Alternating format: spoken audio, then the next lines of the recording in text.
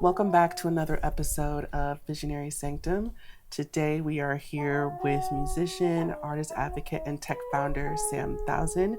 Thank you so much for welcoming us into your Visionary Sanctum today. Let's start off by hopping into some of the titles I just went over. Musician, artist advocate, and tech founder. How would you describe yourself as a musician? Yeah, so I'm a trumpet player, I'm a singer and songwriter, I am a producer, I'm a director, I wear many hats. I'm a composer, done many things over the years. I've been playing music for over 30 years, since picking up the trumpet at age 7. Wow. So yeah, I sing, I play multiple instruments as well. I teach music as well. So yeah, there's a lot of hyphens, you know. How would you describe your artist advocacy or ways that you have advocated for other performing artists? Oh man, okay. I think it first started when I realized my gift as a curator. So I started curating events in partnership with venues. So I became like a booking manager, so to speak. But for me, I just, I thought of it more of as a creative director, with bringing in, the perfect type of talent for the space and for the vibe that the venue was looking for.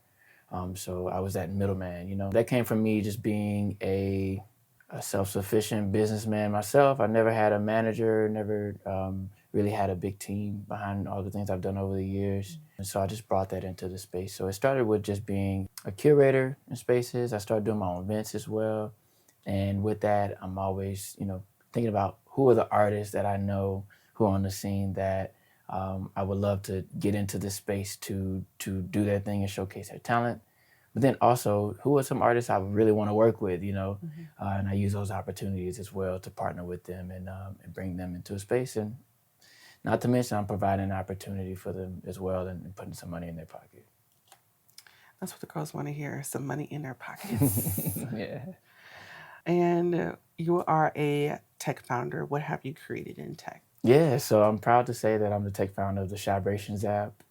This is an app through Chibrations, my organization. We're aiming to centralize the performing arts community in greater Chicago, Chicagoland.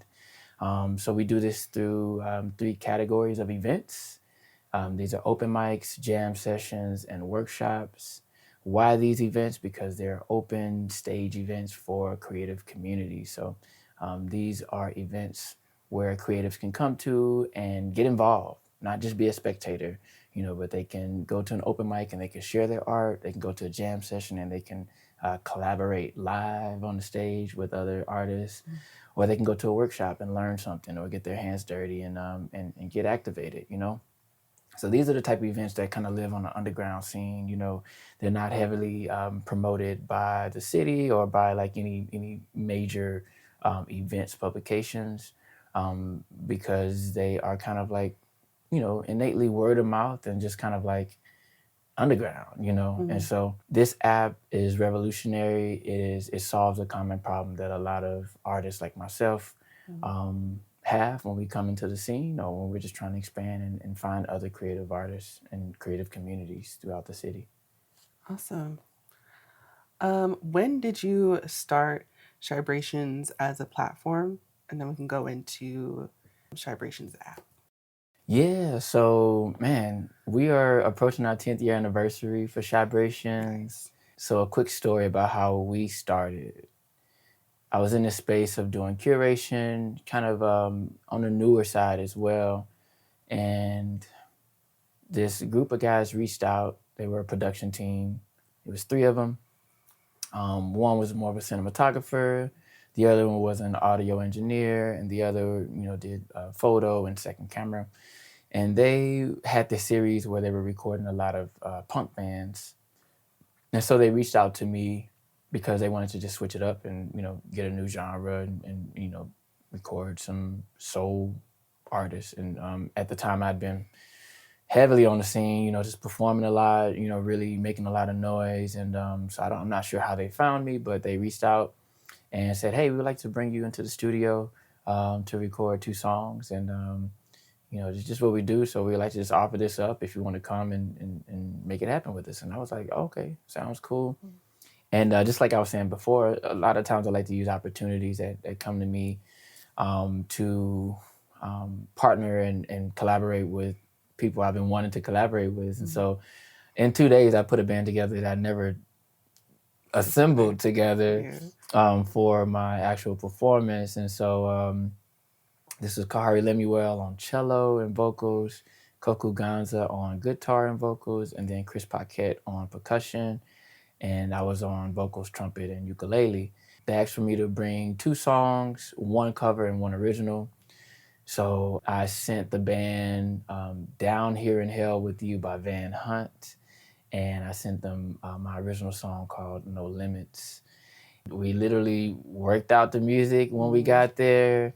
These are all good friends though, right? These are these are all good friends, great musicians. So, I had no doubt that we would have a great session.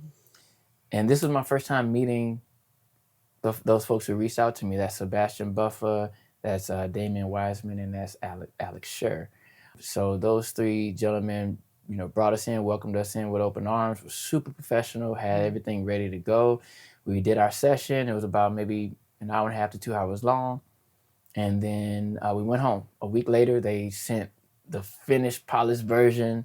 It was high quality audio and visual, and it looked amazing, felt amazing. Nice. And I gave them the feedback, and they were like, yo, this is dope, but if you'd like to do more, just let us know, and we'll set something up. And I was like, y'all down to do more of this? They was like, yeah. I was like, well, I actually know a lot of artists on the scene who would love an opportunity to record in this way, And I was like, would y'all be interested in, having a discussion and figuring out how we can make a series out of this? And they were way down. So I remember Damian Wiseman, who was the audio engineer, him and I got together at a Revel Room in Wicker Park in late 2015. And we came up with this idea where I would curate the artists. They would be in their stations doing their thing. Everybody's doing what they're great at, And we had to come up with a name. And so I was just like, man, it's got to be like, we're just trying to capture the vibe of Chicago, the vibrations. And then we came up with Chibrations, So Chibrations is just Chicago and vibrations put together. But I also like to say that it's Chicago in celebration as well, because we're celebrating the scene. And so that is how Chibrations started. From 2016 to 2019, every year we would curate about 8 to 10 artists to come into the space. We record high quality video and audio for them, 2 songs. It was always a cover and original, so we kept with that same format. And then by the end of the first year, we wanted to do some type of celebration to do an anniversary show. So we would record these artists, and we would highlight them. We'll tease them through our Instagram and then say, hey, go to our YouTube channel to check out the full video, right? But my idea was to curate a live show for the anniversary and bring all the artists that we promoted for that year online for one show, one night only, right? And so that's what we did for our first anniversary show. And then we did that for the following 2 anniversary shows up until the pandemic, which kind of changed everything.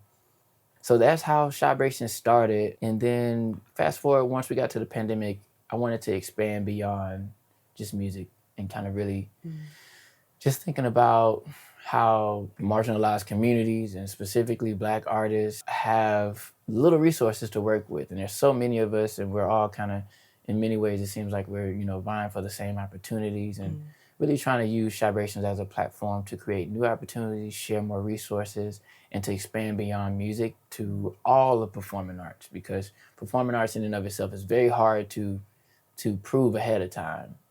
Performing arts is about a moment. It's not a piece of art that you can make and say, here's my art. It's something that people have to be engaged in. It's something that people have to buy into, buy tickets to see and to support. And it's also a fleeting moment. Once it happens, it happens. Yeah. And also if you weren't there, you just missed out.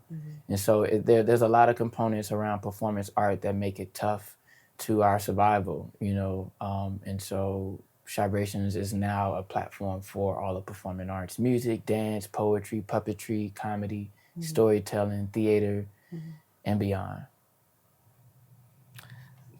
That's beautiful. Yes. Love. So I do want to get into your personal experience of what it was like for you before Chibration. So you brought up some of the difficulties of what it's like to be a person of color who's a performing artist in the city. What was it like navigating those spaces before something like Chibrations existed, or the platform itself? Yeah. So I came to Chicago in 2009 on a full scholarship to Columbia College. And so like my job essentially was a full-time student. And at night I would be on the scene trying to see what Chicago had to offer. I came from Houston, Texas, which is more of a slower country city, and I was excited to be in the city of Chicago and to really just expand and spread my wings. And navigating the scene at that time was, it was super organic. I had to, just talk with people. I met one person who told me about an open mic, and that kind of led to a couple other open mics where, I moved here as an artist, who had its own original music. So I just released a project, like my first EP, which is no longer available. This first EP is no longer available. It's like one of those things where I just, had to kind of establish myself. And but hitting these open mics, was a way for me to just kind of say, hey, I'm Sam Trump. That was my name at the time. I'm Sam Trump, check me out. Let me do my thing. And so that's what I would do. And I was really about kind of, sharing my own, music and my own messaging, through my performance. But it was very tough. You gotta know who to know, because as I mentioned, it's underground, right? So, but that's also the exciting part. I started getting featured at open mics. I started early on playing with this band called Sidewalk Chalk, which eventually led to me touring North America. We all quit our jobs together eventually after I got out of college. I graduated in 2013. Shortly thereafter, we're on the road full time for the next 3 years. So the scene really kind of, because I was just very open to what it would bring me, I think I just showed up, and it really just showed out for me, and the community on this scene is just quite amazing. There's a lot of opportunity to perform. I did find myself, when I wasn't touring with this band, and I quit my job, so now I'm a full-time artist, and I've been full-time for over 12 years now. But I did find myself just really like booking my own shows and now doing my own thing as a solo artist in addition to being a part of this band. And I was always on the north side of Chicago, Wicker Park, Logan Square, Humboldt, maybe downtown, doing public events, private events, River North, Uptown, Edgewater. And every once in a while I'll do something in Bronzeville or on the west side, You really got to engage and you got to be outside, what I'm saying, to really know what's happening, And that also lends itself to what performance art is. It's just a scene. It's like, it's kind of like this intangible energy, that exists in all these major cultural hubs like Chicago.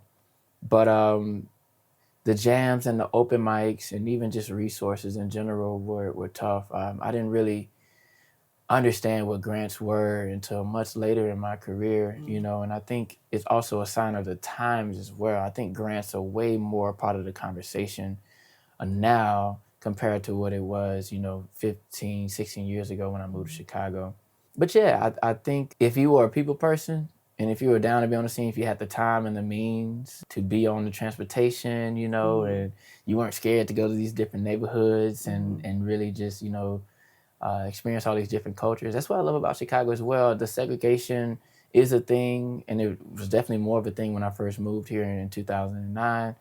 But the best part of that was that I was able to experience different cultures and experience different scenes, and get that perspective and also see how the community operated, the customs and how they talked and how they took care of each other. And so that was beautiful. So it was difficult, but it was also what it was, you know. Mm-hmm. Now we're in a time, you know, in 2026 where we have technology, you know, so my role in using technology and being an advocate is about, you know, using what we have to make our lives easier and better and connect us more. You know what I'm saying?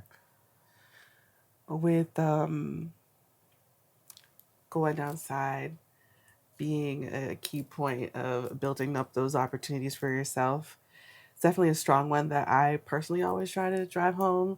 That's kind of how this interview happened, is me being outside and running into you Right. multiple times, because that's how I met our lovely camera person who will be putting this together. Shout out to Dope. you, Ethan. Shout out Ethan. Being outside, we met at a party actually. And then the social media aspect.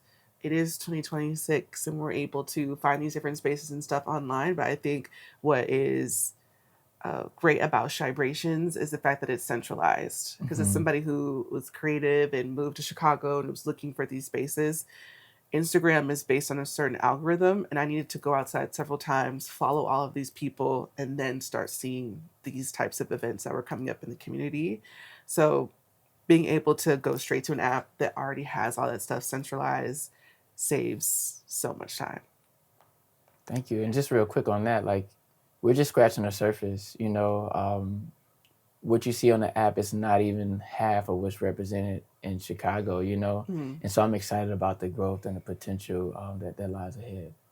I think what you guys have so far inside the app, just as somebody who has looked around and seen what it is, it's definitely an easy way to access the underground that you were talking about, rather than going through it the long way. It made it easier for everybody. Yeah. Yeah, we hope more people use it and download it and tell more people about it. It's been a great organic word of mouth growth thus far. We have about 800 users. They're all creatives, which is pretty amazing. And they're all centralized, hyper local to Chicagoland. I would say out of the 800 users that you have, I probably got about 10 myself. So Nice. if you want to slide a referral fee, you just let me know. Hey, I'll stay out that's what's there up. and promote it for you. And so when I really started to think about how I want to be more of a curator, I started really leaning into, like, you know, where the need was, you know. I'm a Black artist, you know. A big part of who I am and my purpose is to serve my people, you know what I'm saying? And so a lot of times when I was thinking about what I wanted to do as a curator, even especially through Chibrations, you know, wanted to make sure that I did some things on the south side of Chicago. During the pandemic is when that transition really happened. I started working with nonprofit organizations on the south side in Brownsville and Kenwood and Hyde Park. And eventually, with Chibrations, I was able to launch this event called The Portal. What are the portals like? What kind of things do they include for performing artists? Yeah, so The Portal was actually heavily inspired by this event called The Gala, which happened in the time of those days where Sidewalk Chalk was touring a lot. The rapper from Sidewalk Chalk actually founded this event called The Gala. And at that time, it was called, it was an open mic, a jam session, and an artist feature all in one night. And that event stopped around 2017, 2018. And it left a huge void on the scene because it was kind of like this hodgepodge. It was like this hub where a lot of different communities from all over the city would come to and be involved.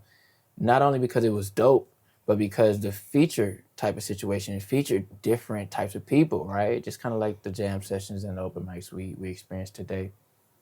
So the portal came about when the prototype of the Chibrations app was happening. And we were testing it out. And, you know, we were asking people to post their open mics and their jams. And people would ask all the time, like, where's Chibrations jam session? Are y'all going to do an open mic or something like that? And got enough inquiries on that. I was like, I don't necessarily want to do open mic, but I think a jam session would be great. Just to have a space where people can just kind of just be free and just create together, collaborate together, you know, and network. But I said, if we do a jam session, it's got to be a little more intentional. I want to talk about resources. I want to share stories, you know, and I want it to just feel like home, you know. just like jam sessions usually can feel, where you feel so good as well, you just want to leave. Everybody's just dope and creative and loving. And so that's how we came up with the portal idea. But it was in partnership with Experimental Station. I reached out to them. They had this wonderful space, and you've been in there.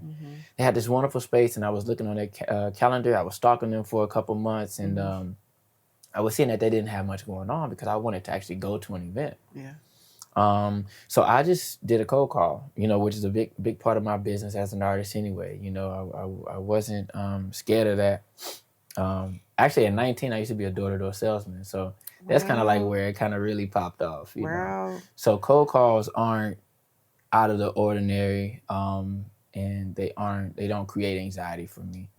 But anyway, I reached out to them and I said, hey, y'all have this wonderful space. I would love to come and meet up there and check it out. But I also have a proposal of a series to activate the space.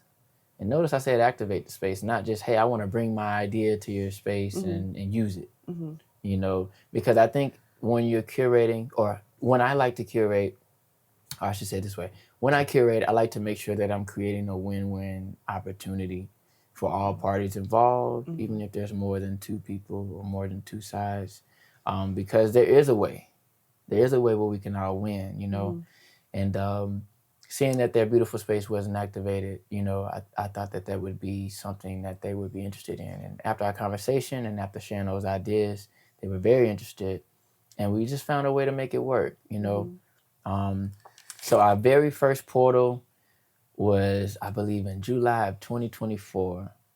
And it was definitely a brand new thing that I had never done at this capacity. I booked about 8 different featured artists who were all like leaders in their community, who were leading these different initiatives. Some were very much in like the community wellness. Some were more in, the performing arts. Some were more in visual arts. Some were more in like resources and space sharing, so it was a great variety. And we had a live band, we had a food truck, we had Arts Alliance Illinois and Bustling Spaces in there, because those are people in my network that are all about helping artists or helping arts organizations. And so it was a well-rounded event. That first event, we live streamed, we recorded it. We had about maybe 50 people show up, which was really cool. And it really just set off like a really great pacing for the rest of the year. And as we've developed over the years with partnership with Experimental Station, and also with some small funding from Field Foundation and Illinois Arts Council to help maintain it, it's been a really great opportunity to not only showcase stories and voices of those community members who are on the underground, who may not be known by the city, but they're known by the community. But also to blend these different stories, blend these different communities together, all in the same space, and to create this structure that is welcoming, that it has hospitality, that is fun and inviting, but that also offers resources, and that also offers just fun, where you can just go upstairs to the gaming station, or you can jam with the band, or you can hear something that's relevant to your artistry, or maybe something that you didn't even know that was relevant, So the portal is like really cool. Like where we are right now, I think we're in our bag, you know what I'm saying? We got some great momentum. We have some great partners. Good Looking Out Chicago. Good Looking Out, they do a wonderful community builder at the top of the events. We have Arts Alliance and Bustling Spaces there to offer resources. We have a partnership with ILA Creative Studio. They do the community art wall, so they furnish a visual artist from their Black app. We have a partnership with Sugar Gamers, who does the gaming station. So these are all kind of like these consistent components of the experience that people look forward to. And then they come for the theme. Every month we do a different theme, which kind of brings that like, what should we expect? Or there's something new, or these new artists are coming through doing something that's engaging. And yeah, I'm just excited about the growth of it and also where we are right now and how it's just creating a lot of opportunities for the community to gather. As somebody who has attended one of or a couple of the portals, to me, it feels like I'm in the living room of the underground scene. Ooh. Like the space that we're in, since there's a couple of different stations and stuff and everybody's in the center, there's a lot of people, but it still feels pretty intimate. And I'm getting like it feels like you're getting like an inside look into what the underground space is. So even if you're not familiar with certain aspects or whatever, whoever is going to be featured as a part of the theme, you now have this insight to this other place if you would like to explore it. I think that's also what's kind of nice about it is you're not sitting in the space and thinking, okay, this is just a one-time performance I'm just going to, and then I go home. And it feels like it's something that can continue or possibly expand your world when you're there. The puppetry one that I saw, I was like, okay, yeah, people do puppetry. And I was like, oh, this is a whole world. Like, It's a whole world. People be doing puppets. Yes. And learning like the definition of puppets, seeing the different types of puppets that they brought. And there's like this wood thing Sam Lewis had. Mm-hmm. Who's with Elastic Arts. Elastic Arts. Yes. It's like across the street from Elastic Arts. So that was really cool to see. The poetry one, that one really felt like I walked into a whole different world. It's like it's pretty hardcore, the poetry scene here in Chicago, and I heard about it, but it was different physically being inside of it. The circle, community members being able to go up and participate, people who are in the panel that compete. I was like, wow, like this is a whole bunch of stuff. If I want to go follow these people, I can just keep going, keep going, keep going, keep going. So definitely a cool experience for somebody who has attended. I think also sometimes I'm somebody who can get overstimulated in an environment where there's just a lot happening. That's just me, a personal thing. So I like the Zen rooms upstairs, being able to go like, okay, let me just, because a lot of people around me. Care is important. Yeah. And then return down to the second level. It's a cool experience. I'm glad you said that, and I really appreciate that notion of how you said, you feel like you're inside the living room of like the underground scene, because it is our like live and in-person version of what we want the app to feel like. So we have an in real life and we have a digital component through the Chibrations network. And we want them to eventually coincide together and be integrated even more. So be on the lookout for that. Okay. Through the portals and Chibration, since it's become an app, what impact has Chibrations had on BIPOC performing artists here in the community of Chicago? What have you seen, especially with some of the artists that you have featured over the years? Has it expanded, turned into anything? Have people been able to gain more opportunity or connections from these spaces? Yeah, so this whole journey, man, it's all happened organically and in a beautiful way. I think just showing up, optimistically has just allowed for the alignment, and so I'm just grateful to God for all the alignment. 2023, I had been like a year long into the Arts Leadership Council with Arts Alliance Illinois. And at that time, the Arts Alliance Illinois is an advocacy organization for the arts in the state of Illinois. And they advocated and lobbied for some leftover COVID relief dollars from the federal level to come to Illinois. And this was $50 million. So there were $50 million that came to Illinois to provide relief to creatives. And they tapped, Arts Alliance Illinois had the responsibility of distributing this as evenly as possible across, and they want to make sure that they were not just, they want to make sure that the dollars were getting in the hands of BIPOC artists as well. And so they tapped Chibrations because they knew that Chibrations was a Black-led and also Black-serving, BIPOC serving arts organization.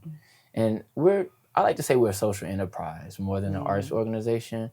And that's based on where we're heading, But the reason why I brought up 2023 is that we did this big rally, which was really the main idea was to get people to come out to this event. We'll do a jam session, but you'll also learn about this application to get this COVID relief money. It was a super simple application. It took maybe like 15 minutes to do.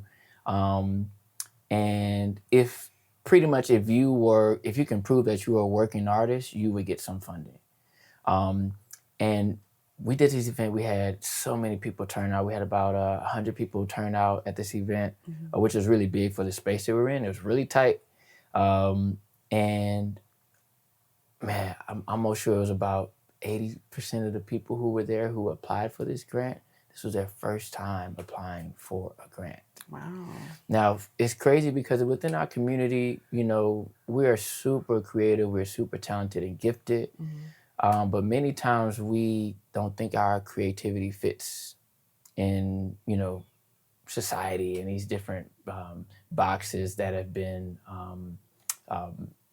created, for the arts, And in and of itself, arts is a way of life. It's not this thing that we make as a profession. It's not naturally that. Art is naturally just life, it's just expression. And so I think Chibrations, in many ways, we created a bridge to even the idea of shared resources, even the idea of an opportunity to get paid off your art and to feel like your art is necessary just because it is. I guess my point was that at that event, nearly 80% of those artists were applying for a grant for the very first time. And from then on, I realized that Chibrations has a purpose within the sector of the arts. And what we're growing now is we are growing to, we have 800 users on the app, for instance, but our goal by the end of this year is to be around 2,000 and 3,000 users. We're going to start an ad campaign in the second half of the year. And what the purpose of that would be is once we have, more numbers and we can be able to say, hey, foundations, you're looking for Black artists, marginalized artists, BIPOC artists to give funds to. You're really trying to diversify your recipients. Come here. We have them concentrated here in this one space. So we want to be a free app that not only provides information on how artists can connect with each other, but to be able to provide true and real resources to them. So yeah, Arts Leadership Council, I've been on that since 2022. I'm now the co-chair of the Arts Leadership Council with Arts Alliance Illinois. But also where my advocacy has kind of grown into is policy reform. So I realized when I look at the app, there's a lot of curators who create events at spaces that are non-traditional, right? They're not venues where these open mics and jams and workshops are happening. They're sometimes restaurants, galleries, cafes, salons. Sometimes they're, auntie's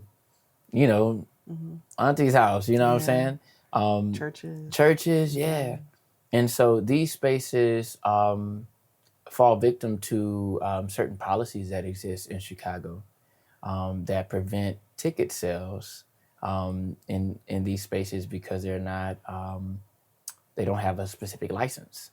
And if you don't have this specific license, you can get fined or even shut down. I've seen Chicago Police Department come to events. I was actually on stage one time at an event when the Chicago Police Department came through to shut down an event just because they were selling tickets and they didn't have this license.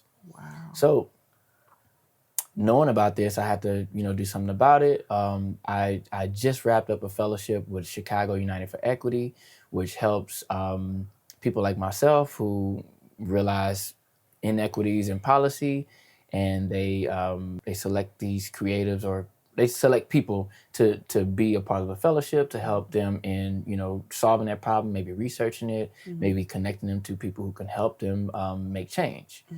And so I propose to bring reform to the public place of amusement license, which is hindering the performing arts community on the ground level. We can't sell tickets for our events if they're like in a non-traditional space. So therefore we can't maintain an open mic, or we can't maintain a jam session, or we can't really have a successful album release event because we can't sell tickets legally. And that is an issue. It's also an issue for small businesses. If there's a cafe that doesn't have much traffic, if an open mic is open there and it's happening every week, guess what? It's going to be bringing some traffic in there, especially if you're tapping in with the right communities. There's already a relationship on a neighborhood level, right? Chicago's really big about its neighborhoods and the vitality and the economics of the neighborhoods. And BIPOC artists, many of us are super creative. Art is innate, it's a part of our culture. So reforming this policy will greatly change the landscape of the social economics on a neighborhood level, especially on the South and West Side neighborhoods, in the South and West Side. How has this work been fulfilling for you, like mentally, emotionally, spiritually, as somebody who was a young performing artist that got on the scene and these resources may have been lacking, to becoming the person that is now providing those opportunities and resources for others? Man, that's a great question. I feel very good about the work that I'm doing. Many people assume that I'm from here because of who I am and what I do and how hard I go for Chicago artists and how hard I go for preserving the scene and progressing the scene. But that in and of itself is my way of giving back. I feel like when I came to Chicago and I came up in Chicago, I feel like Chicago kind of raised me as is a second level of a second season of like becoming who I am, and I just can't leave. I think that is very important for me to give back and create some solutions. So that's what fulfills me. But most importantly, it's also just about legacy. I feel like the work that I'm doing, I'm like called to do it. I feel like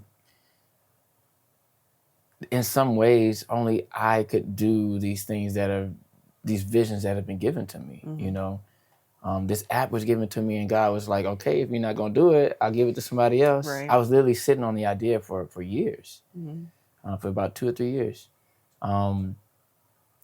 Being tied in with Arts Alliance Illinois, and talking about shared resources, like just connecting the dots, being this hub, I think it's something that I can only do. So I think it's very much within my purpose. It's who I am and what I'm supposed to do. And that is what makes me feel fulfilled. Beautiful. How can we support Chibrations and where can we find the app?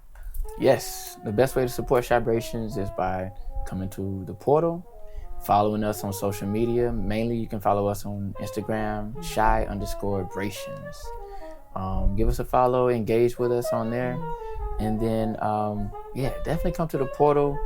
We have some, from now until the end of the year, November, we have every last Tuesday, we're at Experimental Station, 7 to 10. It's free. Don't come along, bring some friends. That's a great way to support. This month in May, I don't know when this is coming out, but we're doing improv comedy and stand-up comedy is our theme. This is the only month where we're not last Tuesday. But you can download the app for free in the App Store, regardless if you got Android or iPhone.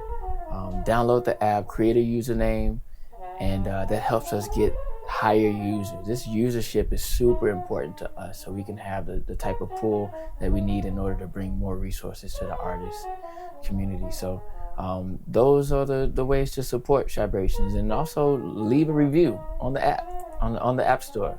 Let us know how you're feeling about it, right? Big us up. That's another great way to support us. Well, thank you so much for inviting us to your sanctum today. And for everybody who is interested in connecting with Chibrations or connecting with Sam directly, we'll have all the information in the description, both on YouTube, and you'll also be able to see it in the description for our audio listeners as well. Until next time.